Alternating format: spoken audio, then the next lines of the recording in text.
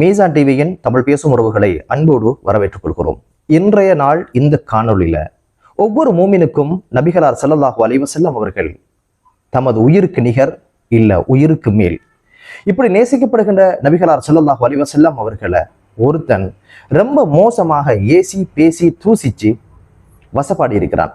ஏன் செய்தான், எதற்கு செய்தான், யாருக்காக செய்தான், இப்போது அவனுக்கு கிடைத்திருக்கிற தண்டனை என்ன என்ற பல்வேறு விஷயங்களை தான் இந்த காணொலியில நான் உங்களோட பேச போறேன்.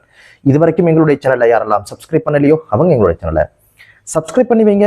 பிடித்திருந்தா லைக் பண்ணுங்க.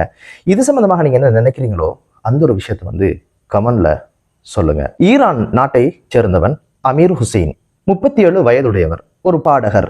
உச்சன் தலையிலிருந்து உள்ளங்கால் வரைக்கும் பச்சைகளால குத்தினது அவருடைய தனி அடையாளம்னு சொல்லப்படுது. இவர் அவரோட கலைப்பயணத்தை 2000ஆம் ஆண்டுல இருந்து ஆரம்பிச்சவர். உலக அளவுல மிகப்பெரிய பிரபலியமாக இருந்தவர். ஒரு கட்டத்துல நபிகளார் ஸல்லல்லாஹு அலைஹி வஸல்லம் அவர்களையும் அவருடைய மதத்தினையும் அவருடைய குடும்பத்தினரையும் புனிதமான இவைகளை எல்லாம் ரொம்ப மோசமாக வார்த்தைகளினால, ஆபாச வார்த்தைகளினால மிக மோசமாக தமது பாடல் வரிகள்ல கொண்டு மிக மோசமாக பாட ஆரம்பிச்சது. வசைப்பாடின ஒரு விஷயம் மிகப்பெரிய ஒரு பேசு பொருளாக ஆகி அதற்கான ஒரு வழக்கு பதிவு செய்யப்பட்டு அந்த வழக்கு ஓடிட்டு இருந்தது. அந்த வழக்குல இவருக்கு 5 வருஷங்கள் தான் தண்டனையாக சொல்லப்பட்டது. இந்த ஒரு விஷயத்த ஈரானிய மக்கள் மிகப்பெரிய எதிர்ப்பை வெளியிட்டதுனால மீண்டும் அந்த வழக்கு திறக்கப்பட்டு விசாரணைக்கு வந்த போது அதனுடைய தீர்ப்பு சில தினங்களுக்கு முன்னால வெளிவந்தது. அதுதான் மரண தண்டனை அப்படின்ற ஒரு விஷயத்தை கராராக நீதிமன்றம் எழுதிவிட்டு சொன்னது. இதற்கு பின்னால் இது சம்பந்தமாக எந்த தீர்ப்பும் கிடையாது என்ற ஒரு விஷயத்தையும் சொல்லியாச்சு. இதுக்கு முதலும் ஈரான் நாட்டை சேர்ந்த ஒருத்தர் சுஹைல் அரபி அப்படின்னு சொல்லுகின்ற ஒருத்தர் ரசூலுல்லாஹுவையும் இஸ்லாம் மதத்தையும் ரசூலோட குடும்பத்தையும் மிக மோசமாக சித்தரிச்சிருந்தாரு அவருடைய காணொளிகள்ல.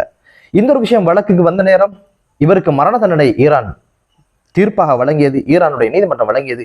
ஆனால் ஐரோப்பா நாடுகள் மனித உரிமை என்ற பேர்ல அவரை காப்பாற்றியது. அதற்கு பிறகு ஆகா ஜரி என்று சொல்லப்படுகின்ற ஒரு விஷம் ரசூலுல்லாஹுவையும் அவருடைய குடும்பத்தையும் குர்ஆனை மிக மோசமாக சித்தரித்தது.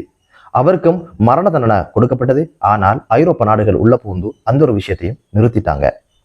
இதுக்கெல்லாம் கொஞ்சம் மேல போய்த்து பார்த்தமாக இருந்தால் சல்மான் ருஷ்டி அவருடைய புத்தகத்துல ரசூலுல்லா, அதே போல ரசூலோட குடும்பம், ரசூலோட சஹாபாக்கள் இவங்க எல்லாரையும் மிக மோசமாக கார்ட்டூன் வரைஞ்சே சித்தரிச்சு மிக பயங்கரமாக விமர்சனம் செய்திருந்தார், மிக மோசமாக சித்தரிச்சிருந்தார். ஆனா அதே காலப்பகுதியில 1989 காலப்பகுதியில அமெரிக்கால மிகப்பெரிய ஒரு பாதுகாப்போட சல்மான் ருஷ்டி வாழ்ந்து வந்தாரு. அதுக்கு பிறகு ஈரான் என்ன பண்ணிச்சு அப்படின்னு கேட்டா இவரோட தலைக்கு 5 லட்சம் அமெரிக்கன் டாலர்ஸ் தருவதாக சொல்லி இருந்தது. இந்த காலப்பகுதியில பிரித்தானியா அவரை பாதுகாத்து போஷித்து வளர்த்து வந்தது. அப்ப இப்படியானவங்க பேசுறது, இவங்களுக்கான தண்டனை கொடுக்க முனைகிற போது ஐரோப்பா நாடுகள் உள்ள பூந்து மனித உரிமை என்ற பேர்ல இவங்களை பாதுகாத்துறது. என்ன காரணம் அப்படின்னு கேட்டா அவங்களோட அரசியலே அங்கதான் இருக்குது என்பதனால இஸ்லாத்தையும் இஸ்லாமியர்களையும் அதனுடைய நபியை மிக மோசமாக உலகுக்கு சொல்லணும் என்ற ஒரு முனைப்போடு தான் இந்த விஷயங்கள் நடக்கிறத நம்மால பார்க்க முடியுது. எனவே இந்த அமீர் ஹுசைன் எப்படிப்பட்ட ஒரு வாழ்க்கையை வாழ்ந்திருக்கிறாரு அப்படின்னு கேட்டீங்கன்னா இந்த இசைப்பயணம் 2000 ஆண்டுல இருந்து தொடங்குது. இவருக்கு அந்த நாட்டுல இந்த இசைப்பயணத்துக்கான அங்கீகாரம் எதுவுமே கிடைக்கல. அதனால இவர் என்ன பண்றாருன்னா எப்படியாவது ஐரோப்பா நாடுகளுக்கு போகணும் அப்படின்றதுக்காக பல்வேறு சர்ச்சைகள் அவராக கிளப்பி விடுறாரு. இவருக்கு எதிராக இருக்கின்ற சர்ச்சைகளை பார்த்தீங்கன்னா முதலாவது இளம் வாலிபர்களை விபச்சாரத்துல ஈடுபடுத்தினாரு என்ற ஒரு குற்றச்சாட்டு. இதுக்கு ஆல்ரெடி ஈரான்ல மரண தண்டனை கொடுக்கணும், அது அவருக்கு நிறைவேற்றப்படலை. இரண்டாவதாக இவர் ஆபாச வீடியோகளை அவருடைய சமூக வலைத்தளங்களை பதிவேற்றம் செய்தாரு அப்படின்ற குற்றச்சாட்டு. இதுக்கும் ஆல்ரெடி மரண தண்டனை கொடுக்குற குற்றமாக ஈரான் பார்க்குது. ஆனா அது நடக்கல. அதுக்கு பிறகு பெண்களுக்கு எதிரான வன்முறைகளை தூண்டினாரு அப்படின்னு சொல்லி இன்ஸ்டாகிராம் அவருடைய பக்கத்தை, அவருடைய கணக்கை முடக்கம் செய்து 2018 இப்படியான விஷயங்களுக்கெல்லாம் கடுமையான தண்டனைகள் ஈரான்ல இருக்கிற போது இவருக்கு எவ்வகையிலும் தண்டனைகள் கிடைக்காம சட்டத்திலிருந்து தப்பித்து கொண்டே வாழ்ந்து வந்தாரு. இப்ப இவர் என்ன பண்றாருன்னா தொழிலை சரியாக செய்ய முடியல. இதனால என்ன பண்றாருன்னா இவர் ஏதோ ஒரு வகையில தமக்கு ஈரான் நாடு பாதுகாப்பு தருவதில்லை, இங்க உயிர் அச்சுறுத்தல் என்ற ஒரு விஷயத்தை ஐரோப்பாக்க காட்டுறதுனால இவருக்கு என்ன கிடைக்கும்னா ஐரோப்பா நாடுகள் ஓடி தங்கமே எங்களோட சொத்தே அப்படின்னு சொல்லி வாரி அணைத்து கொண்டு கொண்டு போயிடும், அங்க வச்சு போசிக்க ஆரம்பிக்கும். இதுக்கு எத்தனையோ வரலாறுகளை நாங்க பார்த்திருக்கிறோம். அந்த மாதிரி என்னமோ இவருக்கு ஒரு சிந்தனை வந்தாச்சு, இங்க தொழில் செய்ய முடியாது, பாட்டு படிக்க முடியாது, டான்ஸ் அடிக்க முடியாது அப்படின்னு நினைச்ச என்னவோ இதுக்கு சரியான ஒரு வார்த்தை பிரயோகம், சரியான ஒரு கன்செப்ட் தான் ரசூலுல்லாஹையும் அவருடைய மதத்தையும் தூசிச்சு விட்டார். ஐரோப்பா ஓடி வந்து அள்ளிக்கொண்டு போகும் என்ற ஒரு நினைப்புல தான் ரசூலுல்லாஹி ஸல்லல்லாஹு அலைஹி வஸல்லம் அவர்களையும் சஹாபாக்களையும் அவருடைய குடும்பத்தையும் மிக மோசமாக இவர் சித்தரிச்சிருக்கணும் என்பது எமது பார்வை. ஆனால் அவருடைய தலைவிதி தலைகளாக மாறிவிட்டது. அமெரிக்கர்கள் மனித உரிமை என்ற பெயரில் உள்ளே வந்தாலும் கூட இப்போது ஈரான் இவர் விஷயத்தில் கராராக இருக்கிறது. இவருடைய மரண தண்டனை நிறைவேற்றுவதற்கான ஆயத்தங்களை செய்து கொண்டிருக்கிறது.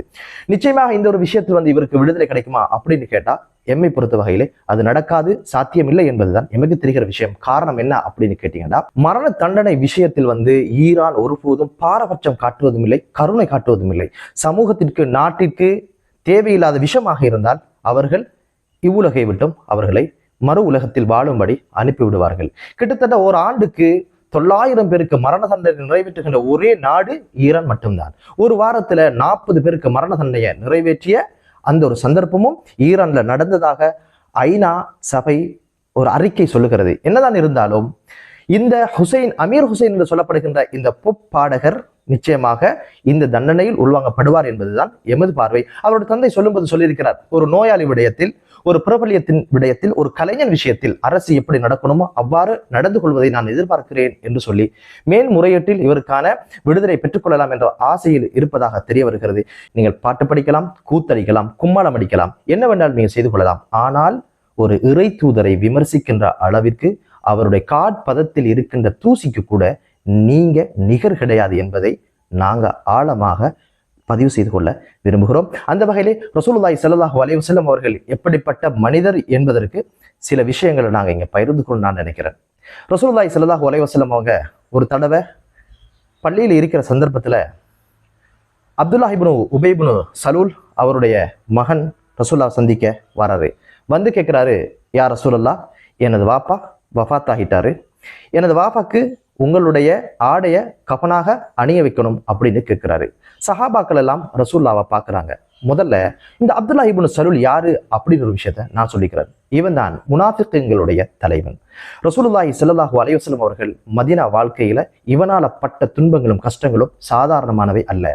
உஹது யுத்தத்துல இறுதி நேரத்துல தனது சகாக்களை கூட்டிட்டு வெளிநடப்பு செய்தான். ரசூலுல்லாஹி ஸல்லல்லாஹு அலைஹி வஸல்லம் அவங்க ஒரு பள்ளி ஷஹீதாக்கப்பட்ட அளவுக்கு அதுல பயங்கரமான இன்னல்களை கண்டாங்க. அது மட்டுமல்ல, அஹ்ஸாப் யுத்தத்திலே மதவேலையை பார்த்தான். ஒரு கணங்கூட ரசூலுல்லாஹுவை நிம்மதியாக வாழ விடல. யூதர்களோட சேர்ந்து பல்வேறு சூழ்ச்சிகளை செய்தான்.